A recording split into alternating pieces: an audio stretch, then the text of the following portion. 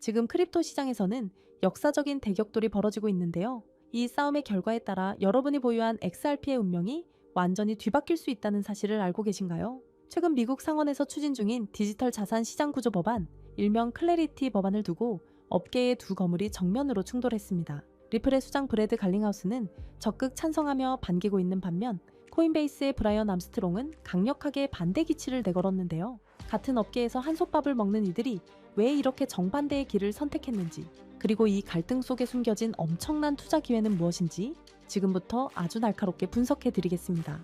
먼저 도대체 이 법안이 무엇이길래 이렇게 난리인지 살펴봐야 하는데요. 핵심은 아주 단순합니다. 그동안 우리를 괴롭혔던 이 토큰이 증권인가 아니면 상품인가라는 질문에 마침내 법적인 종지부를 찍겠다는 거죠. 지금까지는 SEC가 지극히 주관적인 잣대로 자기들 마음대로 증권이라 규정하며 소송을 남발해 왔는데요. 클래리티 법안이 통과되면 네트워크의 탈중앙화 여부에 따라 명확한 기준이 생기게 됩니다. 충분히 탈중앙화되어 있다면 상품으로 분류되어 CFTC의 관리를 받고, 그렇지 않다면 증권으로 분류되어 SEC의 관할로 들어가게 되는 거죠. 이로써 이중 규제의 혼란이 사라지고 시장에 아주 투명한 규칙이 생기는 일대 사건이라고 볼 수 있습니다.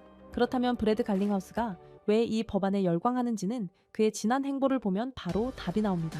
리플은 무려 4년이라는 긴 시간 동안 SEC와 지독한 법정 싸움을 이어왔는데요. 이 소송 비용으로만 무려 2억 달러, 우리 돈으로 2,700억 원이 넘는 천문학적인 자금을 쏟아부었습니다. 미국 거래소에선 상장 폐지되고 기관 투자자들이 등을 돌리는 지옥 같은 시간을 온몸으로 버텨온 거죠. 그렇게 갈링하우스에게 이 법안은 단순한 규제가 아니라 더 이상 SEC가 억지를 부리지 못하게 막아주는 강력한 방패이자 4년 전쟁을 끝내주는 해방권인 셈입니다. 이제 명확한 기준 안에서 마음껏 사업을 확장할 수 있다는 자신감이 엿보이는 대목이죠. 반면 코인베이스의 브라이언 암스트롱이 비명을 지르는 이유도 일리가 있습니다. 거래소 입장에서는 이 법안이 통과되면 그야말로 지옥문이 열리는 것과 다름없기 때문인데요. 코인베이스는 수백 개의 토큰을 취급하고 있습니다. 그런데 이 법안이 생기면 그 수백 개 토큰 하나하나를 전부 증권인지 상품인지 따져야 하고, 그에 따른 엄청난 공시 의무와 투자자 보호 장치를 갖춰야 합니다. 규제를 지키기 위해 써야 할 돈이 수백 배로 늘어나는 것은 물론이고, 새로운 토큰 하나 상장하려 해도 법적 검토 때문에 속도가 엄청나게 느려지겠죠. 결국 혁신은 죽고 해외 거래소와의 경쟁에서 뒤처질 것이라는 우려를 하고 있는 겁니다. 결국 이들의 입장 차이는 서 있는 곳이 다르기 때문에 발생하는 현상인데요. 리플은 XRP라는 단 하나의 핵심 자산을 발행하는 주체입니다. 이 아이 하나만 법적 지위가 명확해지면 리플의 모든 사업은 날개를 달게 되죠. 집중할 대상이 명확하다는 뜻입니다. 하지만 코인베이스는 수많은 상점을 입점시킨 푸드코트 사장님과 같습니다. 위생 검사 기준이 까다로워지면 식당 하나를 운영하는 사람은 그 기준만 맞추면 끝이지만, 수백 개의 식당을 관리해야 하는 사장님이라면 관리 비용이 감당 안 되는 것과 같은 이치입니다. 리플에게 명확성은 리스크의 제거지만 코인베이스에게 명확성은 비용의 폭증인 것이죠. 자, 그럼 우리 투자자들은 어떤 스탠스를 취해야 할까요? 결론부터 말씀드리면 클래리티 법안은 XRP 홀더들에게 엄청난 호재입니다. 브래드 갈링하우스가 이 법안에 찬성표를 던졌다는 것은 이미 리플과 XRP가 이 법안의 기준을 충분히 충족하고도 남는다는 확신이 있다는 뜻이거든요. 법안이 통과되어 XRP의 법적 지위가 상품으로 확정되는 순간 그동안 리스크 때문에 진입을 망설였던 거대 기관 투자자들의 자금이 물밀듯이 들어올 겁니다. 4년 넘게 리플의 발목을 잡았던 불확실성이라는 족쇄가 풀리고 가격이 수배, 수십 배에 뛰어오를 수 있는 고속도로가 드디어 뚫리게 되는 겁니다. 결국 지금 벌어지는 이 소란은 암호화폐가 그림자 속에서 나와 주류 금융 시스템의 핵심으로 편입되는 과정에서 발생하는 진통이라고 볼 수 있습니다. 규제가 명확해진다는 것은 더 이상 이 시장이 투기의 장이 아니라 제도권의 신뢰를 받는 자산 시장이 된다는 의미인데요. 그렇기 때문에 지금의 XRP는 아직 시장에 제대로 된 평가를 받지 않은 극심한 저평가 상태라는 의미이기도 합니다. 우리는 남들이 규제 뉴스에 겁먹고 흔들릴 때 리플이 왜 그토록 이 변화를 방해는지 그 본질을 꿰뚫어 봐야 합니다. 이 규제의 변곡점을 정확히 이해하고 물량을 확보해 나간다면 머지않아 다가올 거대한 부의 이동 단계에서 남들과는 비교할 수 없는 압도적인 자산 성장을 이뤄낼 수 있을 것입니다. 자, 하지만 그렇다고 해서 우리가 리플 하나에만 집중하면 되는 걸까요? 그건 절대 아니라는 점을 말씀드리고 싶습니다. 이 코인 시장에는 리플이 상승하면 그 흐름을 타고 함께 상승하는 후속 코인들이 반드시 존재하니까요. 지난 상승장에서 리플이 큰 상승을 보인 건 맞지만 사실 리플이 가장 높은 상승률을 기록했던 건 아니었거든요. 실제로 XRP가 큰 상승률을 보였던 2024년 5배가량 폭발적으로 상승했을 때 XRP보다 더 높은 상승률을 기록한 코인들이 있었습니다. 첫 번째로는 XRP와 마찬가지로 UAE 아랍에미리트로부터 투자를 받고 있는 만트라 코인입니다. 만트라 코인은 XRP의 행보를 그대로 따라가는 대표적인 종목이라고 할 수 있는데요. 이미 XRP 사용을 승인한 바 있던 두바이의 규제기관인 DFSA가 만트라와의 파트너십을 성사시켰으며 XRP와 함께 실물자산 토큰화라는 RWA와 규제 준수를 동일하게 이끄는 종목이라는 점 덕분에 XRP의 낙수 효과를 톡톡히 보는 종목이었습니다. 실제로도 두 코인은 유동성 경로 또한 같기 때문에 양 코인 간의 스왑 또한 가능하고요.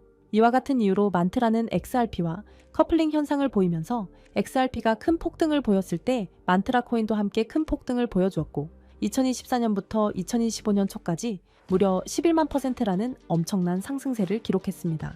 만약 여러분들이 만트라의 초기 투자자로서 이 정보를 알고 계셨다면 이 11만 %의 상승분을 고스란히 여러분의 지갑으로 가져올 수 있었을 겁니다. 게다가 불안정했던 코인 시장의 규제가 점차 명확해지고 있고 트럼프 정부 위기 출범을 기점으로 시장은 빠르게 변화하고 있습니다. 이렇듯 코인 시장은 지금이야말로 우리 같은 일반 투자자들이 지금껏 얻지 못한 수익을 경험해 볼 수 있는 길이 열리고 있다는 뜻이기도 한데요. 실제로 우리와 평범한 이웃이었던 분들이 하루아침에 억만장자가 된 사례는 적지 않았습니다. 코인으로 3,670억을 번 20대 한국인, 일명 원효띠의 실화는 너무나도 유명하고요. 코인 투자로 한순간에 큰 부를 이룬 공무원의 이야기 또한 잘 알려져 있습니다. 이뿐만이 아니죠. 현재의 밈코인의 대장격인 시바이누 코인에 초기 투자로 400만 원을 넣어 1조 원을 벌어들인 사례도 이제는 너무나 유명한 이야기입니다. 중요한 점은 이들의 성공 사례가 단순히 운이 좋아서 우연히 이뤄낸 성과만은 아니라는 것입니다.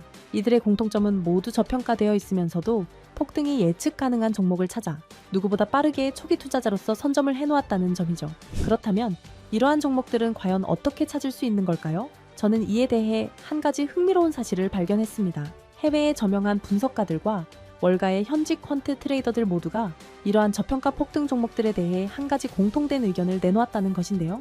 자, 그래서 오늘 내용은 그 어떤 유튜버들도 그 어떤 기관의 보고서에서도 쉽게 볼 수 없는 정말 중요한 내용을 말씀드리는 만큼 오늘 영상만큼은 꼭 집중해 주시기를 부탁드리면서 이야기를 시작해 보겠습니다. 여러분들도 어느 정도 체감하고 계시겠지만 암호화폐 시장이 점점 제도권 안으로 진입함에 따라서 전통 금융 시스템과 디지털 자산, 이 둘의 연결성을 강화하는 기술에 대한 관심은 나날이 높아져만 가고 있습니다. 그 밖에 트럼프 위기 행정부의 출범과 미국 SEC의 기조 변화, 이렇게 여러 가지 호재들이 암호화폐 시장에 활주로를 열어주고 있는 상황입니다.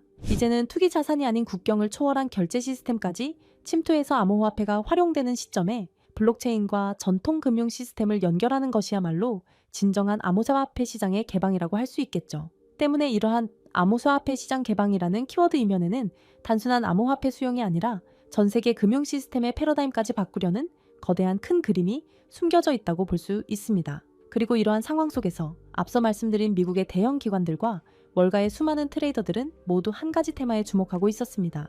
그 테마가 바로 오늘 영상의 핵심 내용인 ISO 2002라는 국제 표준입니다. 이 단어가 여러분들에게는 조금 생소하게 느껴지실 수도 있는데요. 간단히 말씀드리자면 글로벌 금융 메시징 표준, 즉 은행, 금융기관, 결제 네트워크 간의 데이터 교환을 표준화하기 위해 설계된 국제 규격이라고 이해하시면 됩니다. 쉽게 말해 전 세계 금융기관들이 이제부터 서로 다른 언어를 쓰지 말고 하나의 공통 언어로 송금하고 결제하자 라고 약속한 체계인 거죠. 국제 금융거래는 매우 까다롭고 시스템마다 기준이 다르다 보니 과거에는 국가 간 송금이나 이동 과정에서 종종 문제가 생기고 심지어 거래가 중단되는 사고도 발생하곤 했습니다. 지역마다 그리고 시스템마다 서로 다른 표준을 쓰다 보니 의사소통 오류가 많았던 겁니다. 그래서 이 문제를 해결하기 위해 등장한 것이 바로 ISO 2002 국제금융 메시지의 통합 표준입니다. 지금 전 세계는 암호화폐와 전통금융 시스템의 본격적인 융합이라는 과제에 집중하고 있습니다. 그리고 바로 이 시점에서 ISO 2002가 그 연결고리 역할을 하게 되는 것이죠. 먼저 전통금융 시스템이 암호화폐와 연결되기 위해 필요한 핵심 조건이 있는데 바로 송금, 결제 과정에서의 데이터 호환성, 투명성, 그리고 표준화입니다. 즉 서로 다른 시스템이 하나의 글로벌 결제 네트워크가 되기 위해선 같은 언어로 대화할 수 있어야 한다는 뜻입니다. 현재 블록체인 기반 결제 시스템의 중심에 있는 스테이블 코인 또한 엄격한 ISO 2002의 표준을 반드시 따라야만 거래가 가능해진다는 점입니다. 기존의 코인 전송은 누가 누구에게 얼마를 보냈다 정도의 단순 정보만 담겼지만 ISO 2002는 송금 목적, 최종 수치인 상세 정보, 중개기관 정보 등 방대한 데이터를 포함할 수 있다는 것이 큰 강점이죠. 심지어 각국 중앙은행이 개발 중인 CBDC 또한 모두 ISO 2002 표준을 기반으로 설계되고 있습니다. 그리고 세계 최대의 자산운용사 블랙록이 공격적으로 투자하고 있는 실물자산 토큰화, 일명 RWA 시장 또한 부동산, 채권 등을 토큰화하기 위해선 기존 금융권과의 호환성이 필수이므로 ISO 2002가 RWA라는 차세대 금융의 인프라 표준을 따르고 있는 실정입니다. 게다가 전 세계의 중앙은행들 뿐만 아니라 현재 가치 약 10조 원으로 추정되는 서클이나 미국 최고의 암호화폐 커스터디 기업 비트고 등도 은행 인가와 금융 라이선스를 준비하며 ISO 2002 국제 표준을 준수하기 위해 천문학적인 투자금을 쏟아붓고 있는 상황입니다. 이렇듯 투자나 시장 분석 관점에서 ISO 2002 테마는 이제 선택이 아닌 생존과 채택을 위한 필수 조건이 되었다고 봐도 과언이 아닐 겁니다. 실제로 리플 또한 지난 대선 이후 엄청난 폭등을 할 수 있었던 이유가 리플이 업계 최초로 ISO 2002 등록 관리 그룹에 포함됐고 리플의 결제 네트워크인 리플렛 또한 해당 표준에 맞게 설계해 왔었기 때문이라는 점입니다. 자, 그렇다면 ISO 2002의 영향력은 정말 리플에게만 그칠까요? 실제로 ISO 2002의 영향력은 XRP에만 국한되지 않습니다. 지난 ISO 2002가 시장에 처음 언급되었던 2011년 폭발적인 상승률을 보인 알고랜드와 퀀트코인을 대표적인 사례로 들어볼 수 있는데요. 금융기관, 규제 준수 측면에서 ISO 2002의 적합성이 거론된 알고랜드는 2021년 한 해 동안 1000%, 무려 10배 이상의 폭발적인 상승률을 보였고 여러 블록체인과 금융망을 잇는 인프라 제공자로서 ISO 2002 호환 후보로 거론되었던 퀀트코인은 무려 2700%, 즉 27배라는 놀라운 상승률을 기록했습니다. 이 두 코인의 상승을 보면 알 수 있듯이 ISO 2002가 본격적으로 시장에 도입이 되면 향후 시장에 가져올 파급력은 더 강력할 것이라고 전문가들은 전망하고 있습니다. 이처럼 ISO 2002 테마와 관련하여 다음에 폭등할 코인들은 이미 우리가 모르는 사이에 조용히 폭발을 준비하고 있다는 뜻이기도 합니다. 그렇게 ISO 2002의 선택을 받은 종목은 곧 ETF처럼 특정 규제를 통과할 수 있는 종목들 또는 CBDC나 은행, 인프라와 연결될 가능성이 있는 코인들이 될 것입니다. 그리고 당연히 CBDC와 결제 인프라는 앞서 말씀드린 바와 같이 ISO 2002를 반드시 준수해야 하고요. 즉, 지금부터는 ISO 2002 준수 요건에 가깝게 충족하고 있거나 포함될 가능성이 높은 종목들을 찾아내서 선점하는 것이 중요하다는 말씀입니다. 그래서 제가 지난 1년 가까이 분석해서 찾아낸 이 종목이야말로 ISO 2002 준수 요건을 충족하면서 기관의 주목을 받고 있는 종목이라고 할 수 있습니다. 최근 ISO 2002에 대한 언급이 많아지면서 세력들이 가격을 끌어올렸고 글로벌 금융 세력들이 직접 주도하는 종목으로 ISO 2002 메시징 표준과 완벽하게 연동되도록 설계되어 있으면서 전통 은행 시스템과 블록체인 결제를 실시간으로 연결하는 코인입니다. 심지어 최근 비밀리에 진행된 라운드에서 블랙록과 피델리티 등 글로벌 헤지펀드, 그리고 기존 금융권, 엘리트 세력이 조용히 지분을 확보했다는 소식도 들리는데요. 때문에 월가 내부에서조차 프로젝트 레이트라 불리는 이 프로젝트가 공개되면 기존 금융 인프라를 대체할 숨겨진 연결망으로 자리를 잡을 것이라 예상되고 있습니다. 또한 국제 송금과 기관 간 자산 이동이 이전과는 전혀 다른 속도로 자동화될 것이기에 폭발적인 잠재력이 있을 것이라 전망하고 있는데요. 하지만 지금은 거시적인 시장 상황에 맞춰 조정을 받고 있는 상황입니다. 그래서 오히려 아주 적절한 타이밍이라고 볼 수 있는 것이죠.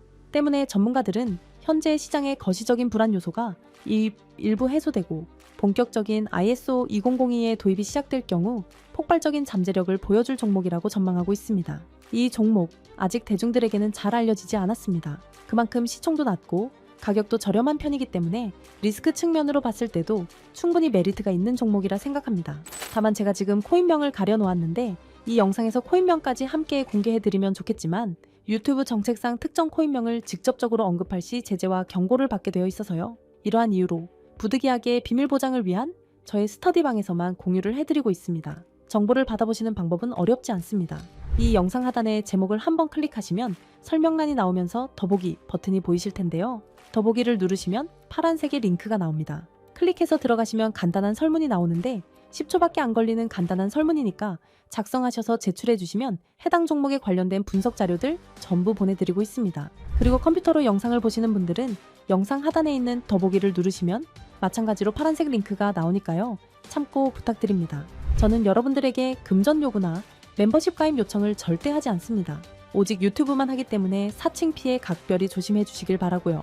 끝으로 한 가지 말씀드리고 싶은 부분은 시장의 원리를 이해하지 못한 채 투자를 한다는 건 자칫 어설픈 투자의 길로 빠지기 쉽다는 점입니다.